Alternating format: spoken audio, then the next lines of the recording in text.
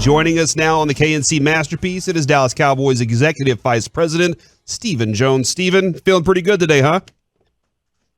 Absolutely. It's a big win for us. Obviously, maybe not our prettiest win, but, that was a big win to get for our team to go down to New Orleans. Obviously, a tough place to play. And come out of there with a much-needed win is big for our football team. Now, I saw on Twitter last night, Stephen, that, and I didn't ask Jerry about this earlier, I regret it. Clarence Hill called out Jerry for being on Bourbon Street before the game. Did you partake in any of the festivities in the New Orleans area? Because it's a fun place to be. Well, we went by and got a nice little bite of lunch right before the game and then headed that way. But, Clarence is what he is. Clarence is what he is. It's pretty good. All right, so Tank comes back for you guys last night. I know he was limited in how many plays he could play. Where did you think for him coming back after 2.5 months off, where he's at right now and where he can be in these remaining 5 games? Well, I thought he was outstanding. He got pressure. I think he batted a ball down. You could feel him out there right away. And, obviously not to play football for almost 10 months is a long time, but he got right back out there and got with it and, brought some much needed energy, pressure. The way he plays the game, all I thought, was a huge plus, and that's only going to get better as we move forward. A lot of that yesterday, both sides of the ball. I mean, getting some receivers back who hadn't played in a while. We're obviously going through some changes in our offensive line, trying to move around the different things that we have going on. So we've got some work to do there, to really have a cohesiveness and really play together in a way that we know we can is just going to take a little bit of time, but it was certainly great, to have guys like D-Law, to have guys like Amari Cooper and CeeDee Lamb back on the field. I mean, I think you can see when all three of them are on the field together, it certainly gives you some opportunities to make some plays. And I think this offense is going to continue to, get some cohesiveness as we move forward, but we have work to do. Man, and that's something we kind of discussed all week is, the pick your poison idea that Kellen Moore has when it comes to the offense really is kind of reliant on the talent of Amari Cooper being out there and the talent of CeeDee because they help each other so much. Amari didn't get a bunch of reps last night. Was there just kind of easing him back into it? Well, anytime you're coming in off COVID, you want to be careful and, having a 10-day layoff, and he has had a hamstring issue that he's dealt with throughout the year that we've watched and, just didn't want to overload him. He was in there on third downs. He was in there on 2 minutes and some other plays. But, we didn't want to give him the full dose right away, but obviously that's going to pick up, and certainly you can see the kind of explosive plays he can bring to our offense. Great to have him out there, and certainly expect his repetitions to pick up as we move forward, just as we do D-Law and the rest of the crew. Obviously, we got another group of guys coming back, it looks like this week, and Randy and Gallimore have a great opportunity with a 10-day stretch here to get themselves in a position maybe to play against the Redskins. So, we're getting well. We just got to continue to work on our cohesiveness and how we're going to play better as a team. And I think we can get this thing going in the right direction at the right time. So, Stephen, a lot of interceptions last night. I'd love to know kind of your pie on interceptions because there are people that will say, well, turnovers are somewhat lucky. How much luck is involved in getting all these turnovers that you're getting this year? How much is it the right personnel, the right scheme, the quarterback giving you that opportunity, the pressure? Like, I know there's a lot that goes into it. If you were to break down how you're getting all these turnovers, give it to us. Well, I think it's all the above. I do think it's scheme. Obviously, Dan and his group stress the ball. And I think Mike, from the day he walked in the door, knows how important it is. If you win the turnover battle, there's a great chance you're going to probably win the game. And then at the end of the day, it's the chicken and the egg. I think if you got good coverage, you're going to get good pressure. If you got good pressure, you're going to have good coverage and give yourselves opportunities to to have turnovers. I just think it's all the things you just mentioned are playing into us. Having an aggressive defense that does make plays on the ball. And I think as we move forward, we're going to have more of that. And hopefully, as we do that, we'll play even better in terms of cutting down the number of big plays that we're giving up. We still feel like, we have to do better there. They had some big plays last night, especially, the quarterback's athletic. Taysom Hill makes a lot of plays with his feet. He's one of the more athletic quarterbacks in the league, and certainly gave us some issues there. But as we move forward, we think we'll have some answers for that. A lot of our Tolos, and we know that you love the Tolos, Stephen. They're calling the Carlos Watkins interception a thick six because he's a big man, and they like that. And I'm just kind of curious. He looked very natural catching that ball and running. Is there any way that Carlos Watkins is going to be getting a reception from Dak later on in the season?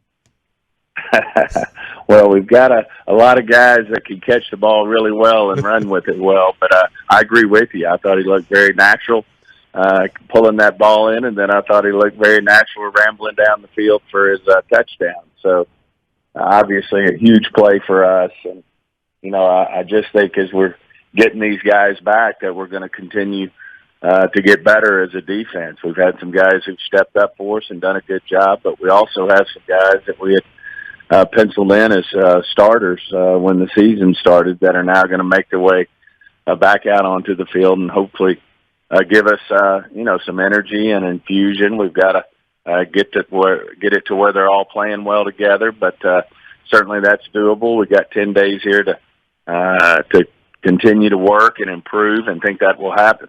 I'm going to cover a lot of ground with this question here, Stephen, but Dak Prescott's not running a lot. And I know Jerry told us earlier in the season, look, I want, when he does run, for it to count or for it to matter. And is he physically able to get out and do those things, or is there kind of a, hey, we would prefer you to stay in the pocket and not be out there risking it right now?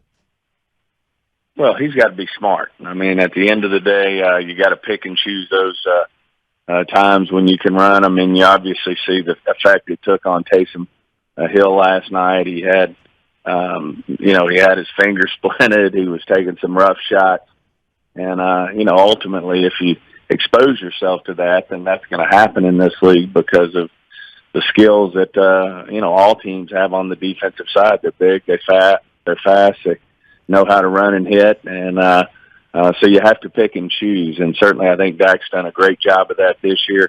Certainly he knows the right time and place when we really got to have it. He's very instinctive as to when to put that out there. As we all have seen before, he's very capable of it. But at the same time, he's got to be smart about it.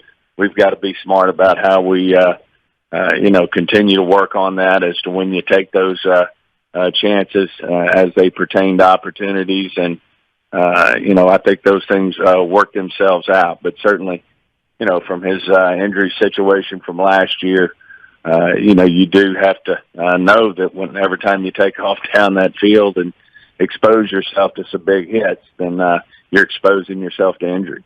His best friend, Zeke Elliott, are you concerned about his health down the stretch? No, I think he's just working through it like all competitors. I mean, there's no question. As you get later in the season, everybody has their dings, and you're rarely 100%. And, I think we're doing a great job of spreading it out with Pollard and, giving Zeke his opportunities and giving Pollard his opportunities. And think as we head down the home stretch, everybody will, feel good and feel like we'll be ready. As our meat of our schedule is basically 4 out of 5 NFC East opponents, and if we go out and play well, we got an opportunity to win the East, which is the first step toward starting to achieve our goals. And we're right in the mix on the other things in terms of being one of the top teams in the NFC East, but we're certainly going to have to play better if we want to get done what we want to get done. All right, so let's talk about rookie Micah Parsons, because Rookie of the Year's locked up for defense for him. And I've been kind of poo-pooing this, but the more I look at these stats, you might have drafted the Defensive Player of the Year in his rookie year. Myles Garrett obviously has a case for it. Bosa in San Francisco is having a very good year. Other players are having good years, but He has more tackles than those guys. He's just a few behind in sacks. He has a couple forced fumbles. He has the most tackles for a loss, according to kind of the guys that are competing for that. Could you see a possibility of your rookie being Defensive Player of the Year? Well, I just know he continues to improve each week. And as you can see by watching what Dan Quinn and Coach McCarthy do with him, he's able to digest it all. He can come from the linebacker spot. He can come off the edge. The play made in coverage, which led to an interception for us at a key time when they were driving for a minimum field goal, makes a play catching up to the back on a wheel route, deflects it, and we end up with a great interception by Curse. So he can do that. He certainly, as you saw, can come be a spy and cut the ground quick, and made some great plays on Taysom Hill last night. And then, of course, just his straight-up pass rushing ability is certainly unquestioned, too. So the guy's multi-skilled, multi-talented. He loves to play. He's very competitive. And certainly I think his stats are starting to speak for themselves.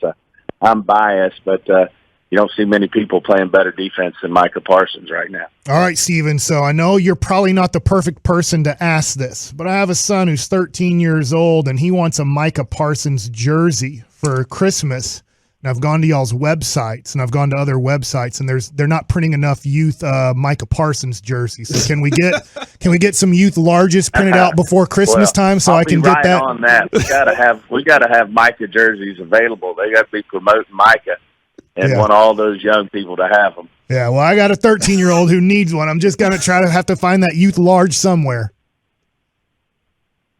Well, we gotta get those boys those jerseys, and certainly Micah just feels like he's just going to keep getting better, and feel good about, obviously that's a no-brainer, feel great about what the future holds for him. Mike, you're trying to get somebody in trouble right now. Don't get anybody in trouble. They just need to print more jerseys. All right, okay, all right. Get them all printed. Thank you, Stephen, for your time. We always appreciate it. Looking forward to it. I think we got you next Monday. We'll look forward to talking to you then. Sounds great, guys. Take care.